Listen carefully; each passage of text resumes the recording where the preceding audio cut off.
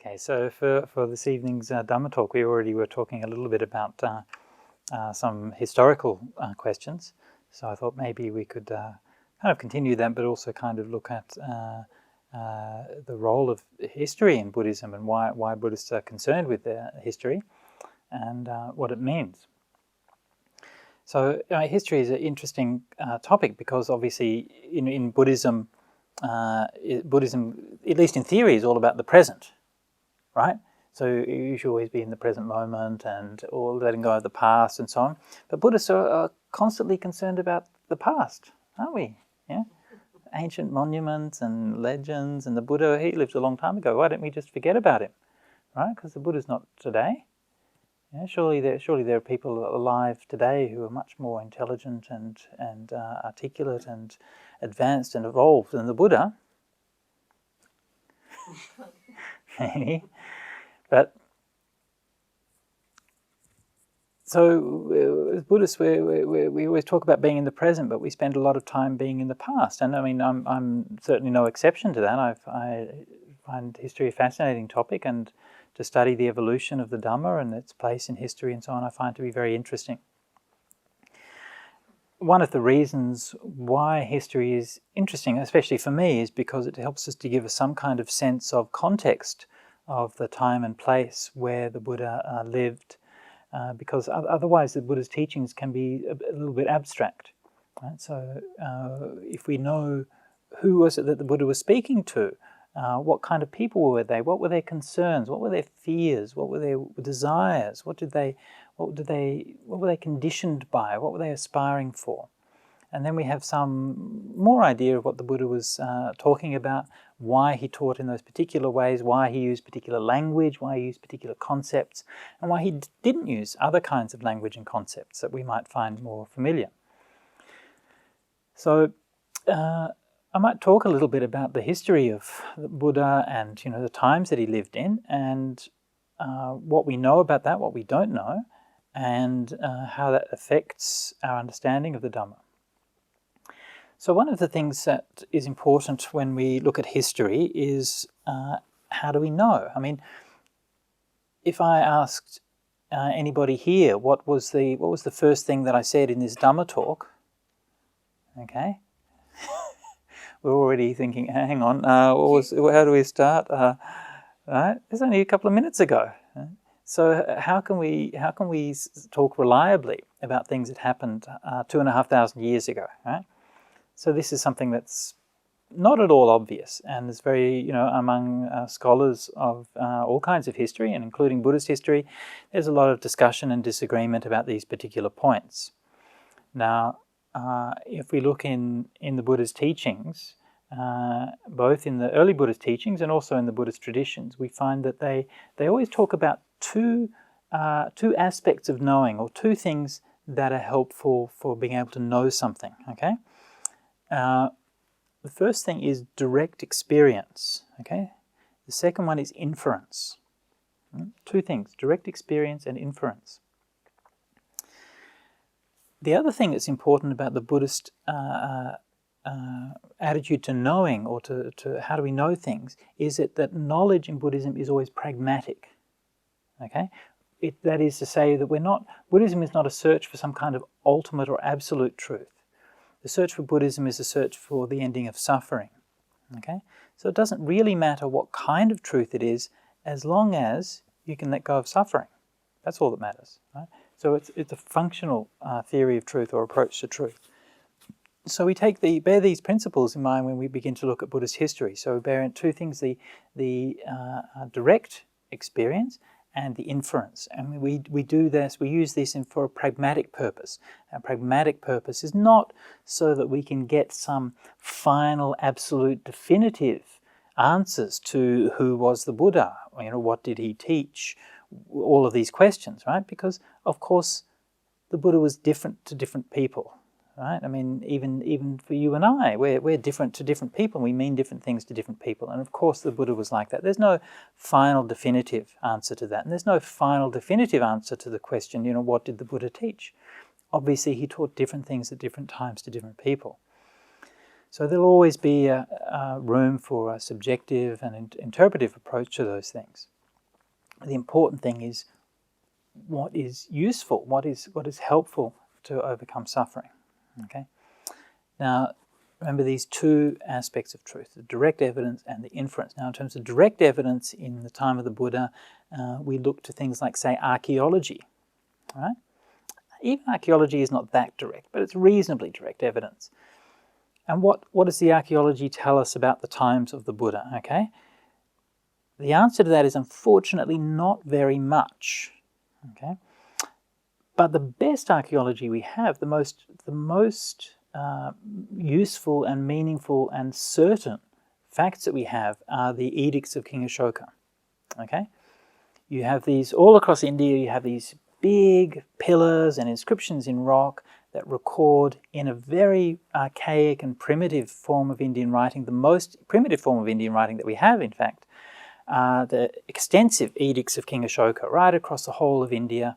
And so you have quite an extensive corpus because it's either carved in rocks which are in place, in situ, or else in massive pillars which are very hard to move.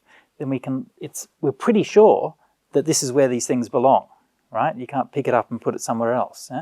And because of the writing style and references to Greek and even Egyptian rulers and things at that time, we're able to fix King Ashoka fairly precisely in historical time, around 250 BC. So roughly 150 to 200 years after the Buddha, most probably. So the edicts of King Ashoka don't tell us all that much about the Buddha and his life, but they do tell us some things. Probably the most clear fact that we get from the Ashokan pillars is the pillar in Lumbini, which says that this is where the Buddha was born. Okay, so you have a big stone pillar created about 200 years or so after the Buddha, and it says literally says this is where the Buddha was born. Iha Buddha Jate. Twice it says that. So it doesn't get any better than that, right? That's, in terms of historical evidence, that's the gold standard. Yeah. And so last year I had somebody ring me up in Bodhinyana. Said he wanted to talk to me. He had this urgent historical finding. He said he discovered that the Buddha wasn't really born in Lumbini. He was born somewhere else. You know, from time to time you find people with these kinds of theories. I mean, he was so enthusiastic, and I'm afraid I kind of disappointed him a lot. I just sort of cut him off and said, look, it's impossible. Okay, the evidence that the Buddha was born in Lumbini is the best possible kind of historical evidence. There simply doesn't exist anything which is better than that.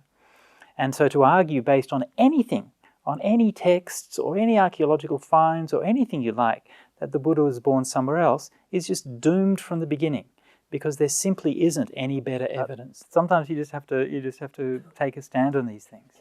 Otherwise, you know, when it comes to things like the life of the Buddha and so on, it becomes very speculative, and everyone likes to read their own things in there.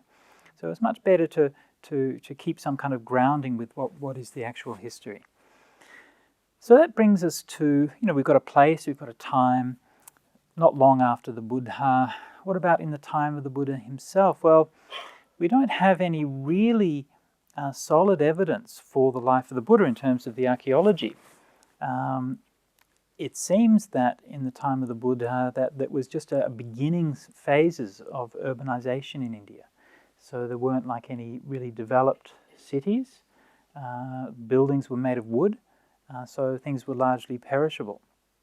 You know, there were the first cities were being built and so on, but they were still fairly small. Not long afterwards, in the time of Ashoka and the time of the Nanda Empire and later the Mauryan Empire, of course, Pataliputta became a vast capital.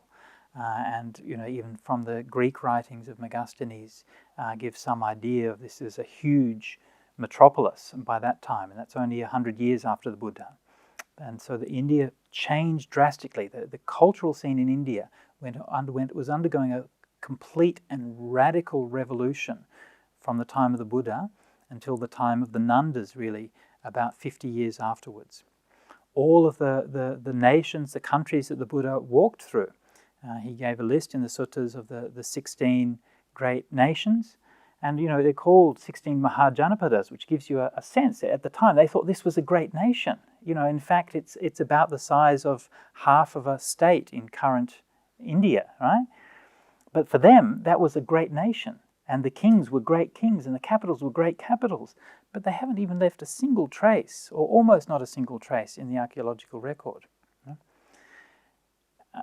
Within 50 years after the Buddha died, that scene had completely changed. The whole of India, from northwest of Delhi, on the western side, through to Kalinga on the southeast coast, was unified under the Nanda Empire. And we know this again we have very strong evidence that this was the case. Because we have in Kalinga, we have an inscription that refers back to the rule of the Nandas and said that they built irrigation there.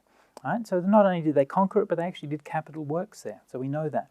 At the same time, when Alexander invaded India from the northwest, he came through Pakistan, and they very famously heard the rumors of the army of the Nanda emperors. And Alexander's army rebelled against him and wouldn't cross the river, wouldn't go into India, even just having heard about their herds of war elephants and other things. So there's a vast empire. Within just a few decades of the Buddha passing away, this had happened. Yeah, so it's very, very interesting, this very rapid shift. So from that period onwards, we have that strong concrete evidence of cities and capital works and things like that, inscriptions.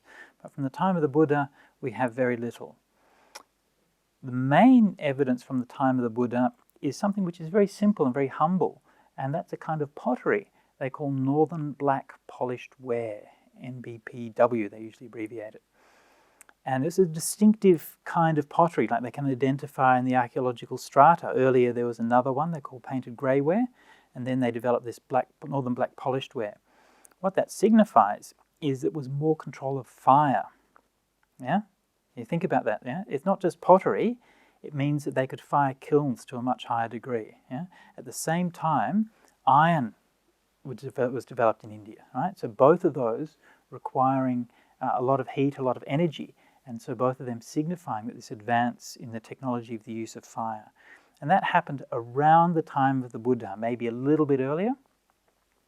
And through that whole area, the main thing that you find characteristic, you find iron smelters, the remnants of them, but you find the fragments of pottery, the Northern Black Polished Ware, and you find that all the way around in the areas of of India, where the Buddha was said to travel in the suttas. So all the area around Rajagaha, modern-day Bihar, to Savatthi, Vesali, and so on, all the areas that we hear the Buddha travelling around again and again in the suttas. So that whole area is characterised by the Northern Black Polished Ware. And I was talking about this with some of the monks last year, and we were saying, how come this Northern Black Polished Ware is what we find from the culture at the time, but we don't find any mention of it in the suttas, right? We look up in the suttas for Northern Black Polished Ware, and we're trying to think, where is it? And we couldn't find any references to it. So that's strange. And then all of a sudden one day I realised, hang on, you eat out of it every day. That's what the monks' bowls is Northern Black Polished Ware, actually. In the Vinaya it says there are two materials which you can make your bowls out of, right? One of them is iron, and the other is pottery. Clay, yeah? And that's precisely those two materials whose technology is characteristic of that period, yeah? Iron and the Northern Black Polished Ware. In fact, I was told later that there actually is a remnant of an ancient Buddhist monk's bowl in a museum in India. I've never seen it, but it is in fact out of Northern Black Polished Ware. So that's when you see the black, shiny colour of the monk's bowls, that's where that comes from, is the Northern Black Polished Ware. Interesting, isn't it? Yeah, we've been using it for such a long time. So this was that culture of that period and that time and that place. So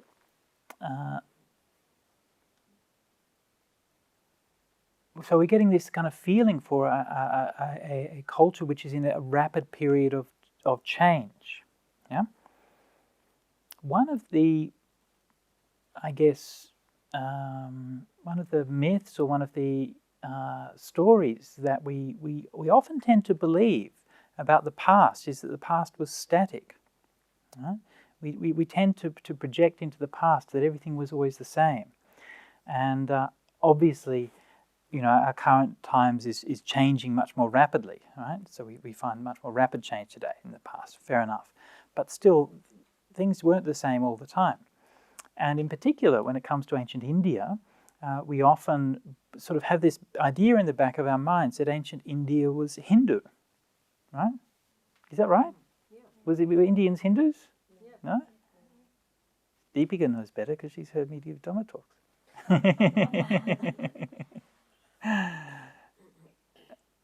Right? So we have this idea that Hinduism's always been there, right? And the Buddha was a Hindu, right? Is that right? That's what I thought. That's what many people think.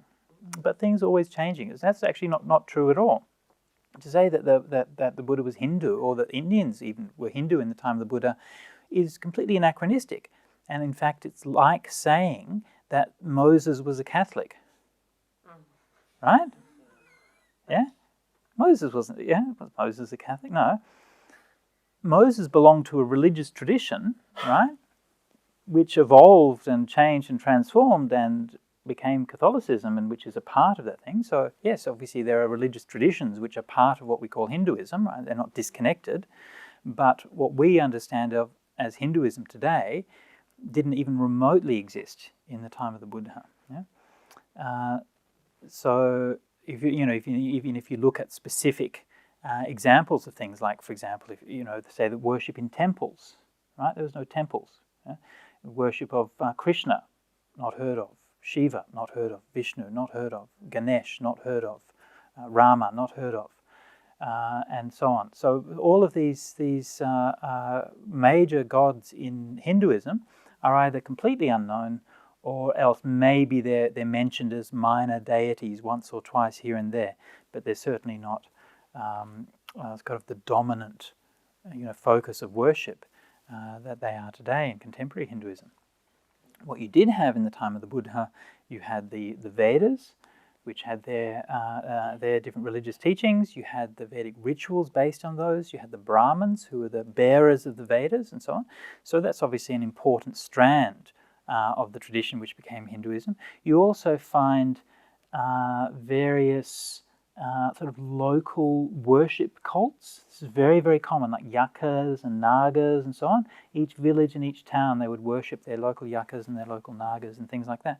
Now today, if we were to go to India, we think of that as part of Hinduism, right? In fact, it's completely different. Right? There's no historical relationship between those things whatsoever, right? The Vedic religion was something which was brought to India by the Aryan peoples, right? When they came there, they found people who were already worshipping these yakas and nagas and so on. They're actually quite different religious strands. Right? And so one of the accomplishments of the great Hindu scholars of the Middle Ages, Shankara and others, was to unify all of those different religious traditions, so that all of those local strands, the different philosophical traditions, the contemplative traditions, the Vedic ritual traditions, and so on, all of those different strands, which actually were quite separate, and they weren't seen as being part of the same thing. They were all brought within one umbrella. Yeah? And that synthesis happened around 5th, 6th, 7th, 8th centuries. So it's 1,000 years after the Buddha. And it's that synthesis which we call Hinduism. Right? And that synthesis didn't exist in the time of the Buddha, even though many of the elements, not all of the elements, but many of those elements did exist. Yeah? But they were quite separate things.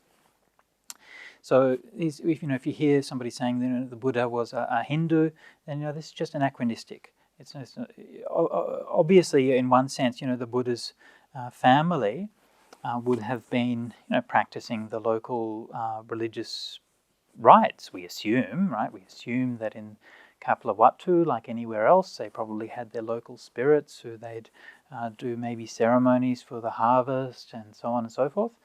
And we assume that his family and that young Siddhartha participated in those things and so on. But this is more to do with just a kind of the relationship with the spirits and relationship with nature and so on and so forth. It's not really to do with being a Hindu in that kind of sense. So this is this actually is one of the things which was already discovered and made very clear in the late 19th century. Actually, when in the modern era, when we first started to trace back the history of Buddhism, the first people that the history of Buddhism was learnt from, or history of India was learnt from, was from the Brahman Pandits. When the British were in India, they studied the Hindu Puranas and the Brahman Pandits, and that's the Brahman Pandits said, "Oh, India has always been Hindu," and this kind of idea got into the mainstream, and it's been very persistent ever since then. But it didn't take long until people like Thomas Rhys Davids and others who read the Pali texts, they read the things like the Mahavamsa and so on. They began to do the archaeology. Cunningham discovered all the ancient Buddhist sites. They began to realize, hang on, if this is if India has always been a Hindu country, how come for hundreds of years in the archaeological record, nearly a millennium, in fact, in the archaeological record, we find nothing of Hinduism and plenty of things of Buddhism and Jainism. Okay? It's also something just to bear in mind. At the time of Ashoka, all of the hundreds of years, there's nothing of Hinduism. Gradually they start to appear, but still the majority of archaeological findings in India, for maybe probably, I guess, 1,000 years after the Buddha, the majority of things are all Buddhist. Yeah? And then gradually Buddhism started to decline and the Hinduism started to get more popular. So India, like anywhere else, was shifting and changing. So there are different strands and so on. So when we're looking at the Buddha, trying to understand his teachings, then of course it's very important to understand who is he teaching for. Now this is not something which is purely an abstract idea. Right? For example, this has real implications in terms of how people understand Buddhism. And just as one example of that is a common argument which you'll hear is that the Buddha taught rebirth, right? Because that's what everyone believed. Yeah, everyone believed in rebirth, right? So the Buddha just adopted this Hindu idea and taught this Hindu idea of rebirth, right? This is what some people will argue. Now, if you know the historical situation, you know that, well, that's a bit silly, right? It wasn't Hindu for a start. In fact, the culture at the time of the Buddha was extremely diverse. And this is one of the things that we learn from looking at the early suttas. Right? There's so much diversity, both within the Brahmanical tradition and also outside of the Brahmanical tradition. I mean, the Brahmanical tradition, which evolved into what we call Hinduism, was very, very far from being some kind of unified, rigid, dogmatic system, right? I mean, Hinduism has never been like that. It was very questioning. There were all kinds of different takes on things, all kinds of different interpretations, and all kinds of different ways of relating, even within the Brahmanical tradition. And we find this questioning spirit both within the Buddhist texts. We also find it within the Brahmanical scriptures at the same time, within the Upanishads. The same kind of thing. People asking, questioning what their tradition was, what the meaning of these rituals were, what the role of these scriptures were, what's the role of experience. Not only was that questioning going on within the Brahmanical tradition, it was also going on in the other non-Brahmanical traditions, what we call the Shramana traditions in ancient India. And the Buddha, of course, counted himself among the Shramana traditions. And the defining point of that being that they didn't hold allegiance to the Vedic tradition and the Brahmanical tradition. But the Shramana traditions based themselves on the experience of direct vision of the truth. So within the Shramana movement, of course, again, a lot of diversity in the time of the Buddha, but of those movements, only Buddhism and Jainism have lasted to the present day. All of the other Shramana movements have passed away, although some of them lasted for a long time in India. There's evidence of the Ajivika tradition for, I think, about 1,500 years or so in India. So they weren't minor movements by any means. So the Buddha positioning himself as a Shramana movement, that is, positioning himself outside of the Vedic and Brahmanical mainstream, as a questioning, right? As an iconoclast, right? He rejecting the rituals, rejecting the authority of the Vedas, and proposing a radical new way of seeing the truth and a way of living. So, like I said, we can't situate the Buddha too firmly in time through the archaeological record. Right? We only have those few scraps of things from the northern black polished ware and a few other bits and pieces from the time of the Buddha, but nothing really substantial. One of the interesting pieces of archaeology which has just come to light in recent years is the finds at a place called Deokota. And Deokota is a almost unknown site in ancient India, which was discovered in 1984 by some archaeologists, right? And they discovered it purely randomly. They said, well, look, there's some Buddhist sites over here, and there's some Buddhist sites over there, and it seems that the Buddhists were travelling along from there to there, so there's probably something in between them. So they went there and had a look around and asked the villagers, are there any ancient sites there? And they said, oh yeah, there's one over there. So they went and saw, and it's actually quite a major site. It's lots of stupas, dozens of rock-cut caves, paintings, and inscriptions. Yeah, so it gives you an indication of how many things are still undiscovered. But one of the things which they found at the site of Deokota is the oldest lineage list. It is actually very interesting. It's a rock inscription in Brahmi characters from about the time of Ashoka, maybe a little bit later.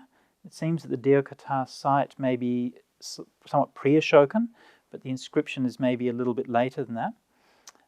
But the inscription traces back a lineage of teachers. There are two inscriptions. They both trace back a lineage of teachers back to the Buddha himself, through about 9 or 12 generations of teachers. There's a bit of uncertainty because the inscriptions aren't preserved 100%, but as far as we can tell, there's about 9 or 12 steps in the lineage of teachers back to the Buddha. Right? So that's not all that much, is it? Yeah? So if you estimate maybe 20 years for each generation of teacher and student, something like that, so roughly about 200 years or so between this inscription and the time of the Buddha. And Deokota is in the old area, even though it's not a site that's known from the early suttas, but it's still within that same area as in the early Buddhist area. It's not far from Bodh Gaya, to the west and maybe a little bit south. I think maybe 100 or 200 kilometers compared to Rajagaha and Bodh Gaya. So there is, there's not much evidence, but what there is does definitely point back to the idea of the Buddha as an actual person, as a living historical memory in that time and that place. Yeah? So these, as I mentioned at the beginning, the things that we can know directly, right? So there's a few bits and pieces that we know directly, and from there we have to rely on inference, right? So fortunately we have the suttas and the Vinaya, and even though we can't prove that those things all come from the time of the Buddha, but what's very obvious is that the picture of the time and the place that they paint is very much the same as what the archaeological record is showing. That is, it's saying the culture which covered that same area. We have a similar level of the language and the depiction of the culture and so on and so forth. And so it's very much sort of based in that time, in that place, in that period, and couldn't really take place in any other time in Indian history. Again, remembering that things change. So, to think about our own culture, right? If you were to read somebody writing a story, and they might write a story about somebody who went for a holiday and was walking down the beach or something like that, and then they used their iPhone to tweet a message, right? Now, immediately you would know within a few years when that story was set, okay? And if somebody said, and this story was set in the 1950s, you'd say, hang on, right? No, it's a genuine story, but maybe they had iPhones in those days, but we just didn't know about it, right? Right? And you think, well, of course, it's ridiculous, right? And it's the same if you know the history, then you know, hang on, there's a certain sequence to the development of these technologies, right? And there's a certain, you can see the gradual growth and the urbanization, the development of culture, the evolution of the rules governance and kingship, the expansion of the kingdoms, the expansion of the trade routes, the knowledge of lands outside of that area, and so on. And so if this is one of the reasons why Venerable Brahmali and myself have written a book in the last year about the authenticity of the Buddhist scriptures. And one of the main arguments that we've used and we've developed is that the suttas, you have millions of words in the suttas and the Vinaya, which is located in that time and that place, right? And nowhere does it mention iPhones, okay? Right? Not to mention iPhones, nowhere does it mention, say, things like writing, okay? So even there's one or two mentions of writing in the Pali Canon, which are probably in some of the later portions of it. There's no mention of, for example, a kingship or a country which extended across the whole of India, okay? And this is something which actually was the political reality in India a few decades after the Buddha died. And yet the political situation in the time of the Buddha is always represented as these multiple different countries, these small little kingships. Yeah. Sorry. Almost like councils, maybe. Like councils, like kind of local states, local kingships. Yeah. It's almost like a more feudal kind of environment. Yeah. And you can see the scale of things that's imagined in the time of the Buddha. For example, there's a sutta on the cart rite. Okay, and where the king is felt to have gone there was going to be a war or something like that. So the king needed a new chariot, right? So he went to the cart rite to say, "Build me a new chariot," right? So he's giving you a sense of the scale of things, right? You can imagine the Prime Minister of Australia thinking, "Oh, we're going to have a war soon. We'd better get a tank. I've got to go down to the local mechanics and get them to make me a tank," right? You can see things are being imagined on a very small scale. King Ashoka didn't do that, right? King Ashoka had a city with 1 million people in it and armies with thousands of elephants and stuff like that. So you can imagine a situation where a king would personally go to the chariot to the carpenter to prepare his chariot for the war. Right? So everything's happening at a very small scale. Anyway, so when we look at that history, we get more of a sense for who the Buddha was, what he was teaching in that time and that place. Yeah, and to come back to that teaching on rebirth that I mentioned before, and that being one of the major issues that people bring up again and again. You can see that within the Brahmanical tradition, okay, there was no sort of fixed or very solid idea about rebirth at that time. Okay, the Vedas don't give anything particularly clear about rebirth. The Upanishads give a lot of different accounts, several different accounts about what happens when you die and what happens to the Atman after death and these kinds of things. Right? There's no like fixed, clear view about what rebirth is, as you find in later Hinduism. Similarly, within the Shramana traditions, certain of them accepted the idea of rebirth, like Jainism, for example. Others rejected it and said, no, when you die, your body just goes back to the 4 elements and nothing exists after death. So it's quite possible for people to teach these things, and the ideas were current in the culture. The Buddha knew about them. It talked about quite clearly and explicitly and openly in the suttas. So the idea that the Buddha was somehow forced to teach about rebirth because that's what his cultural expectations were and he couldn't teach anything else is completely absurd. You and I are quite capable of understanding what our culture teaches, reflecting on it, and deciding for ourselves whether we agree with it, right? Not to speak of you and I. Any 15-year-old school child is capable of doing that, right? Any of you who've got children will know that that's the case, right? That sometimes your children will agree with things that you tell them or what your culture tells them, and sometimes they'll disagree. And so to say that the Buddha was unable to do that is to say that the Buddha had less intelligence and reflective capacity than a 15-year-old school child. Yeah? But this is what people say. Anyway, so the Buddha taught about rebirth because that was what his experience was, that was what his understanding was, that was what the reality that he perceived. So that was what he based that teaching on. So this is just one example. But it's an example of how we can see, by studying and by understanding a little bit better the history, the time, the place, the culture that the Buddha lived in, that we can put the Buddha's teachings in a context that has meaning within that culture. And then once we've done that, we can then start to ask those questions about, well, how does that apply for us now? What does that mean for our culture? How should we present the Dhamma here? How should we practice the Dhamma in our own lives? Because just as the Buddha, everything the Buddha said always begins with a time and place, right? Every sutta. Yeah? One time, the Buddha was staying in Savatthi. Yeah? There's a time and there's a place. Everything has a time and place. It has a historical context. And that's every time you sit and meditate at a time and a place. Every time your mind becomes overwhelmed with anger, it becomes overwhelmed with anger at a time and a place. Yeah?